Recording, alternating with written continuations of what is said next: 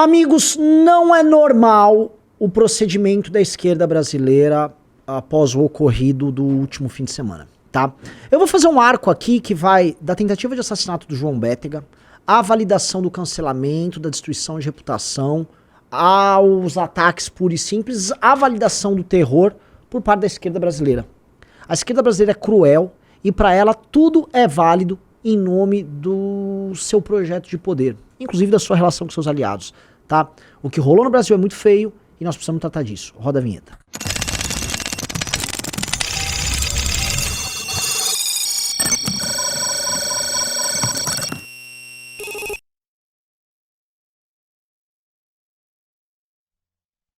Galera, antes de continuar, por favor, Congresso do MBL. Se inscreva. Ai, tô com dificuldade. Se inscreva. Ai, meu Deus, eu moro em outro estado. Se inscreva. Se inscreva nesse link. Nós vamos entrar em contato e vamos fazer você chegar até o Congresso. Nós temos desconto em empresas de ônibus. Nós conseguimos ver lugar pra ficar. Vem. Vambora. O maior evento político do ano e eu conto com você. Pois bem, meu amigo Eduardo Bisotto ontem fez uma live, tá? E eu vou ler aqui uma passagem dele na live que é sensacional. Ele diz o seguinte: se você tem dificuldade de entender como foi possível que o povo alemão apoiasse o hitlerismo, olhe para o que está acontecendo no Brasil hoje, tá? O que o Bisotto está dizendo? Grande parte da esquerda brasileira não é que naturalizou a violência. Não é que ela naturalizou o terror. Não, não, não. Grande parte da esquerda brasileira está vibrando e apoiando de maneira entusiasmada ataques terroristas que envolvem degolamento, decapitação, sequestro de crianças, estupro em massa de moças, morte de rapazes e moças que não tinham nada a ver com o assunto, como por exemplo os turistas, inclusive brasileiros que morreram lá, morte, portanto, de conterrâneos deles, tá? Invasões de propriedades, sequestros mais variados, assassinatos de crianças na frente dos seus pais, tá? A esquerda brasileira entrou numa espécie de frenesi e estão com seus, vamos dizer, acólitos nas redes sociais fazendo uma defesa, vamos colocar aí, entusiasmada, tá? Não é que ficou só na passação de pano, igual o Lula, igual o Guilherme Boulos, quando não citam o Hamas. Não, não, não. Eles cruzaram 1, 2, 3, 4, 5 linhas nisso aí. E isso é grave. Quando o Bisotto fala que, olha, você começa a entender o que está acontecendo no Brasil como uma alegoria do que aconteceu num país civilizado, como era a Alemanha naquele período negro dos anos 30, é entender que o mal, ele começa a se estabelecer e ele começa a ser banalizado e em algum momento ele começa a ser institucionalizado. Veja, a esquerda, com o maior cinismo do mundo, institucionaliza a violência política contra seus adversários. Exemplos recentes, quando os rapazes do Inimigos Públicos foram em universidades fazer meros questionamentos sobre depredação, qual foi o comportamento dessa mesma esquerda? Dizer que era natural. Ah, os caras com faca na mão, era uma régua. O cara foi espancado até a morte. Ah, ele provocou.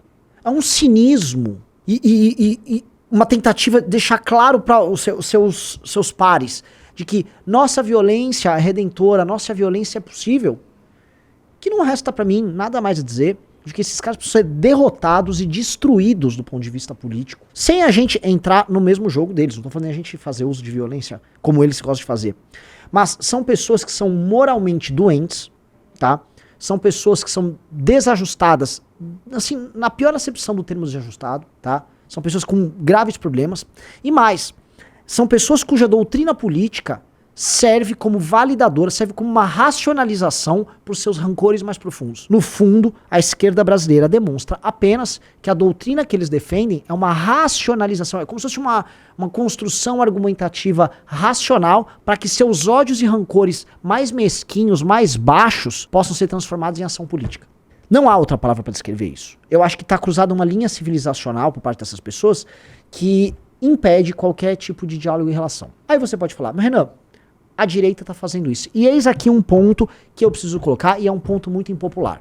Eu tô vendo, direitista, o Estado de Israel agora tem que transformar a Palestina, a faixa de Gaza, num estacionamento. Vamos terraplanar tudo. É isso aí.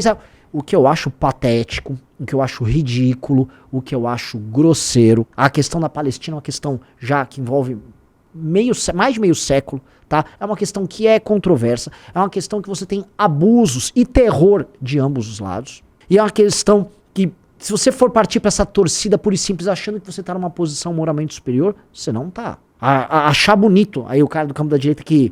não, vamos lá, vamos transformar no estacionamento. Primeiro, você não vai transformar nada. Você é um brasileiro e você tá morando num país que não consegue resolver seus problemas de violência. A gente não consegue resolver, sei lá, uma gangue, uma quadrilha que se estabelece de dentro do presídio, dentro das favelas, e assalta e mata outros brasileiros e fica aí torcendo. Você não tem que torcer pra nada e você não tem que incorrer na mesma crueldade e na mesma barbárie do campo da esquerda, que valida a barbárie. Essa guerra, e a própria resposta que vai vir, é um negócio muito horrível. É um negócio feio. É um negócio lamentável. Obviamente que o Israel vai ter que reagir. E obviamente que é natural essa reação. Obviamente que estão lidando com o terror. Agora, obviamente que para ambos os lados, vítimas humanas vão existir. Vai ter judeu, vai ter israelense morrendo. E a gente viu aquelas imagens horríveis. Já estão pintando as imagens também de crianças e famílias palestinos sofrendo e morrendo, tá? Quem ficar só nessa torcida retardada de redes sociais é um imbecil completo. Então, por favor, eu peço até pra gente que nos acompanhe, não entre nesse jogo, não entre nisso. E se possível, eu coloco aqui, seja brasileiro e olhe pro problema brasileiro. Olhe pro problema brasileiro. Entenda que nós somos governados por psicopatas, e acho que não há problema algum em falar nesses termos, tá? E entenda que os nossos próprios problemas, a nossa própria faixa de Gaza, tá aqui. Às vezes do lado da tua casa. Às vezes você tá me vendo na tela de um celular, dentro de um ônibus, aí você olha pra janela e o que você tá vendo é uma favela dominada pelo crime.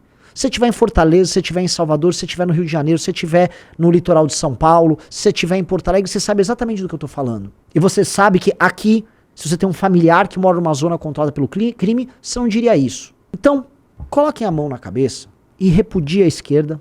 Não se comporte como eles, obviamente, e passe a entender as coisas dentro desse determinado prisma, tá? A naturalização dessa violência, a naturalização da barbárie está começando a se tornar natural no debate político.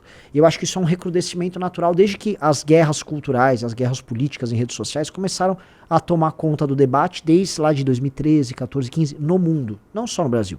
O discurso era um discurso verbal violento.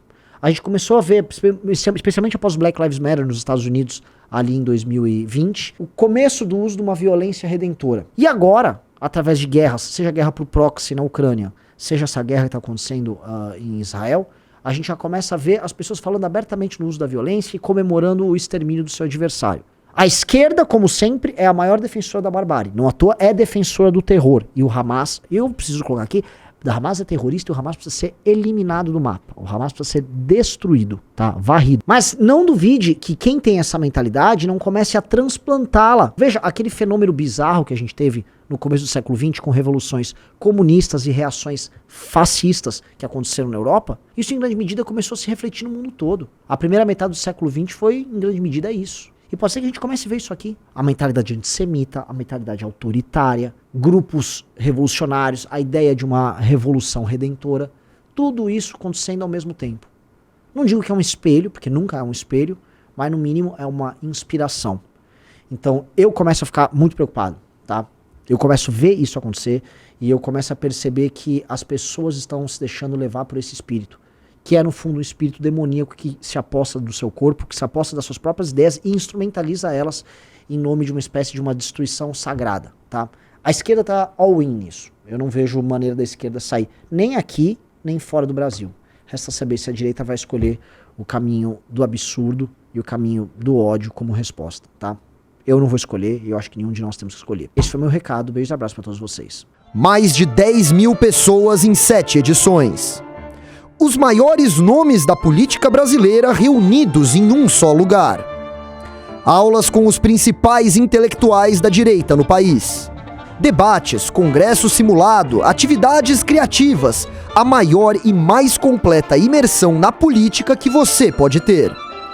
Vindos de todo o país, caravanas de militantes e apoiadores. O Congresso Nacional é mais que um evento de política, é uma experiência.